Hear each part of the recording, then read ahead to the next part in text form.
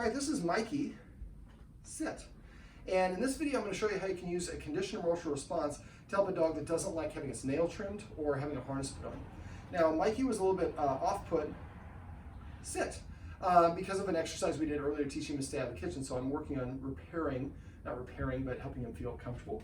Positive reinforcement. Yes, we call that crash or chill. All right, so to do a conditional emotional response, what you're going to do is we want to pair a visual of the harness at first with getting a treat. And eventually we're going to try to we're going to try to, if we do this right, I should be able to get Mikey to put his head through the harness. The guardian, when she tried to put the harness on him earlier, he nipped at her because he was saying, I don't like this, I don't want to do this, and the guardian keeps on trying to do it. We'd rather not have you climb on me. Here you go. All right. So all I have to do is just look at the harness at first, and something good happens. Now we can come up with a word. Do you have any words that you like to use, like costume or uniform? Not yet. Mikey, come here. Come here, Mikey. You really don't like this harness. Come here. Yes, Mikey. Come here, buddy. Mikey, come and get that. Come here. Yes, this is why they say you shouldn't work with kids or animals in TV, because they don't cooperate the way you want. There you go. There we go, Mikey. So what I do is I show him this, and then he gets that. So I show him this, he looks at it, he gets a treat.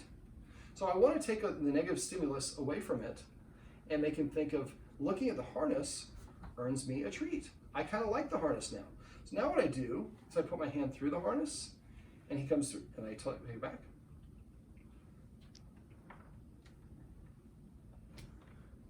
Mikey.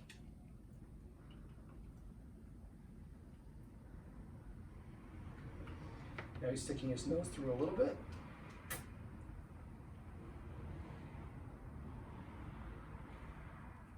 So I would come up with a word like costume. Okay. Now I'm only going to say it once I've achieved the whole thing. So you're really tempted there to want to slide it over his head. Right.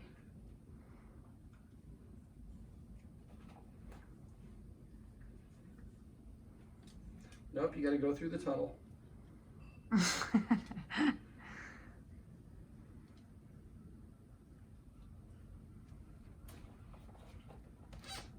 So we got him to do the work. Here, buddy. You put your paw through it. There we go. Yep. Did you get nippy? A little bit, but that's his way of saying I didn't like what you were doing. So what we do is, yep. So now I'm going to take the last one, I'm going to smash it like a pancake, like the exercise we were doing earlier. I'm going to let him nibble on this one. Now this is a freebie. I might reach a little bit like this, just get him used to my hand motion, but I'm not actually touching the harness. So what I'm doing is I'm creating a positive association. So first, all you have to do is look at the harness, and good things happened. And then he stuck his head towards the harness, and good things happen. And then a little bit further, good things happen. And now I'm letting him nibble on this treat while I'm moving my hand while he's nibbling is what we like to do. Here you go, buddy. So I'm not actually doing the action, I'm just getting him prepped at doing the action. So while the hand moves, he's getting this treat. So he looks as a positive thing. I did this with a Chihuahua not too long ago. There we go. There you go, buddy. It's easier. There you go. Oh. There you go.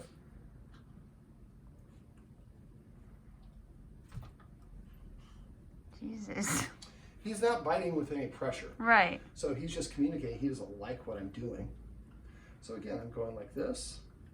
But why? He used to be so good. This is literally within the last association for whatever it is, and that's his way of saying I don't like it. Yeah. So what we're doing is we're doing step by step, and I just want him to see my hand flashing this way without actually touching anything.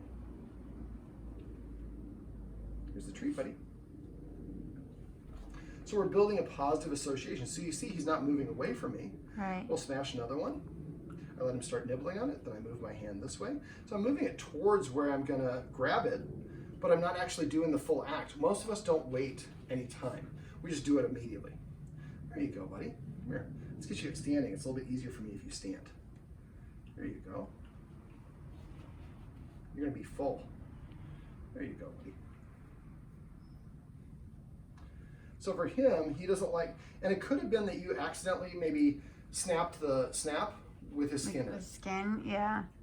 Do you think it's too small for him? No. There you go, buddy. I break those things off way too often. We need more treats. Would Mikey a little bit like some more treats? I think you probably would. All right, come here.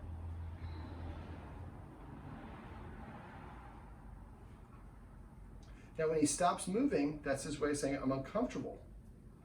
But again, I'm not trying to actually touch the harness yet. Come here.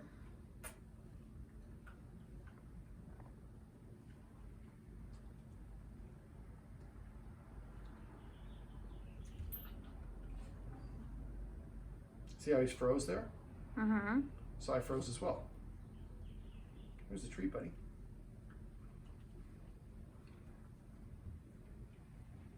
Here.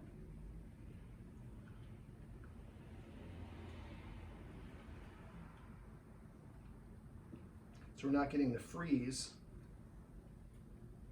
Put the treat in that hand. There you go. All the treats are there. You gonna get the crumbs? There you go, buddy.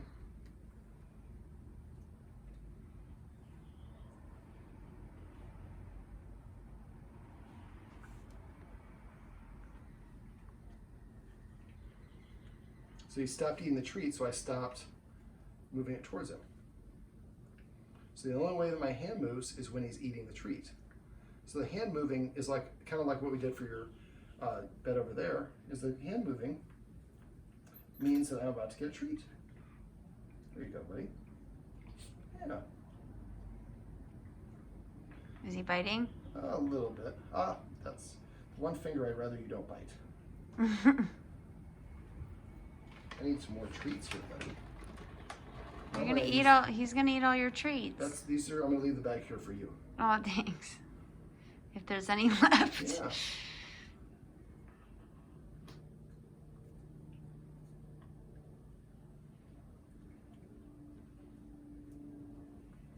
Come here, buddy. I try to get you to walk over it, so it's back here. There you go.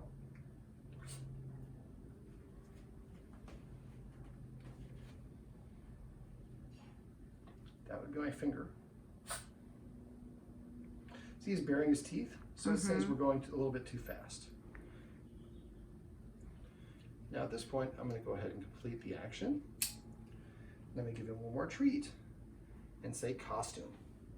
So we get done with the whole thing, then he gets a treat and we say command word. Now there's a whole bunch of more treats probably than we're going to need in the future. You can't have those, you got to earn these. So the key to this is to practice doing this when you're not actually planning on taking him for a walk. Right. So the first stage, and I'm going to kind of break this down, and we'll use this one. Let's say this is the harness. So I have a bunch of treats in this hand and the harness in this hand. So I pull it away, he looks at it, I pull it away, give him the treat. If I do this right, he should touch my treat pouch with his nose here in a second. It's like I know what I'm doing. So at first, I just look at it, and then it goes away after I look at it, and then I get a treat. So then the second stage was I held it up here, and I put my hand through the loop, and I held it and got a treat, and loops here. Eventually I did it this way, this way, this way, eventually sticking his nose through it to get that treat. Right. The tricky part was this part. And it's me. I've never met him before. I've only been here for 3 hours. And so for you, I think you're gonna have more, you're not gonna have that biting. But the biting that he was doing for me was not with pressure. Right. It was to say, I disagree with what you're doing. Right. And so when he did that, I would stop. Most of us when our dogs do that, we just kind of try it, we hold them down and we power through it. And that teaches the dog, I'm not listening to you. Right. And so he's just going to do whatever he needs to do to get us to stop doing that. Right. The more that we listen to him and then create a positive association, this is a primary reinforcer of food is, after a while he wants to do the activity. Right. Because putting the harness on me means I get a treat. Now he might not like going for a walk. He might have had a bad experience on the walk or got his skin pinched. It could be a lot of different reasons. So what I'd like you to do is start putting this on him multiple times a day with these treats. So then he looks at it as a fun activity that means I'm about to get some treats. Now we talked earlier about exercise. You can set a dog up for success. Doggy Stairmaster first for 10 minutes or 2 minutes or 5, whatever the amount is. Then bring him in here, let him relax. Once he's had 10 minutes to recover, then we do this exercise. We took his top level of energy off. We're using positive reinforce. You have a nice light touch that he enjoys. And after a while, he starts to associate. And at the very end, we give him the treat. We say costume, uniform, whatever you want to say. Right. So now that becomes a command word. Okay. Now, trimming his nails. Kind of a same sort of version of this. No, keep going. So sit. It's a little bit easier if you're more sideways. How about if we go like this? People need to be able to see you over here. So what I want to do is the same sort of principle with touching his paws. But he doesn't mind me touching his paws. It's just the trimmers? It's just the trimming. So like even just having the trimming. Again, fine. So I have the trimmers. I hold the trimmers. He looks at it. I take them away. Give him a treat. He might not like if you touch his paws. I understand. Yeah. But for you, if that's a problem, now if it is a problem, what I would do is then I would go like this, and then give him a treat. So I'm touching him, and I touch his paw, and then he gets a treat. I touch his paw, and he gets a treat. Where'd they go?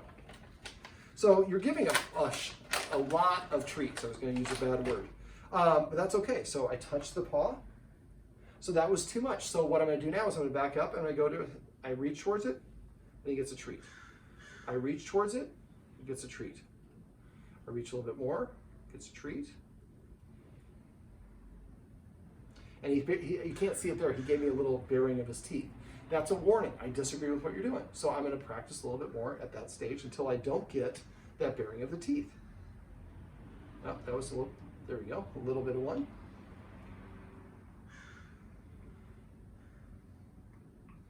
What I'm doing is I'm basically proving to him that I'm not going to go too far, and then I listen to him, wait for him to get done chewing.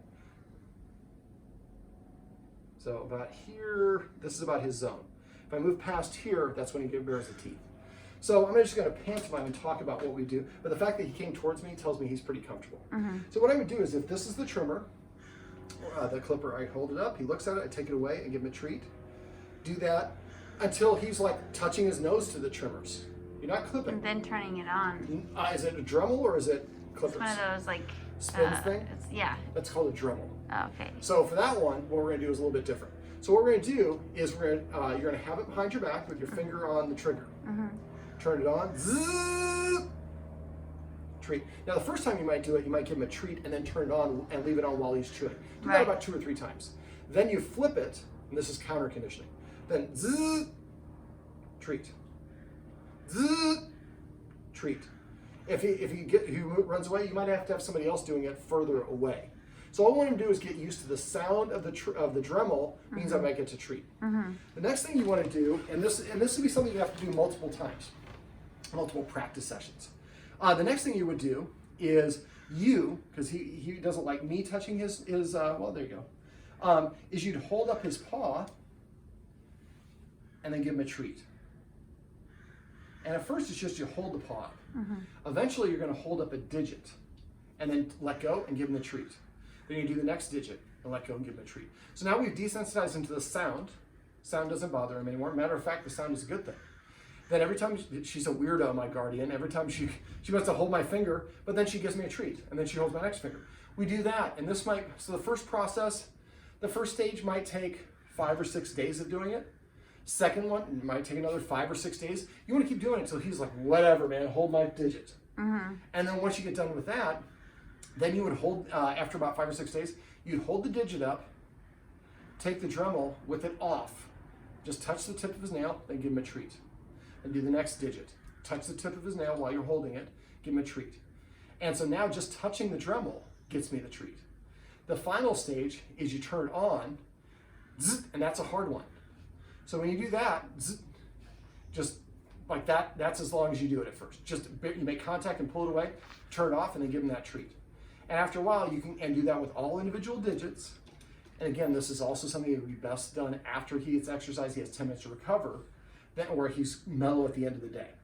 So eventually, then you go 2 seconds, 3 seconds, 4 seconds. But think of it as, can't think of a better analogy, but think of it as the foreplay. The trimming is the actual act, but it's all the things that lead up to that act that prepares him and makes him either like it or not like it. And so if you do it right and you go slow, the dog likes having its nails dremelled because you created a positive association. It doesn't hurt, but it's scary for them. What do? We just hold them down and zzz, and they feel a vibration. They can smell it, and it heats up. There's a lot of things. When you're using a Dremel, it should never be like longer than about 1 or 2 seconds of dremeling before you take it away, because it will heat up the nail, and that will cause them pain. And if they get just anything else, I have a hangnail here that I had to have surgery on because it got infected. Right. So, and then if somebody would trim my nails, I wouldn't let that person trim my nails again because it hurt when she did it. Right. So a lot of us, we don't think of it as a negative. We're like, yeah, I have to do this for you. Well, yeah, but then you're not listening to me, so I'm biting at you. Right. So basically, if you go slow, the Dremel thing takes about 3 weeks. If you're practicing 3 or 4 times a day, every day, following the steps I took, after a while, he's like lay there or whatever and not paying any attention. Now, some dogs you can actually put a plate of peanut butter or something like that, let him lick on it, and then you're grabbing it and doing that as well. Right. But I would do it with the high value reinforcers first. All right, Mikey, before we sum this up, I gotta get you on camera to sum this up, buddy. Mikey, come. Go, Maybe dude. further away. It's like, I might not want any more treats. Mikey! Uh-oh. That went under there. You're gonna have to find that later. So this is called a jackpot. There wasn't enough for him to come down there to get. And he might be full. Sit. Well, this is Mikey. This is the back of Mikey. Down. Down. And these are some tips and tricks that you can use if you have a dog that doesn't like having a harness put on or doesn't like having its nails trimmed.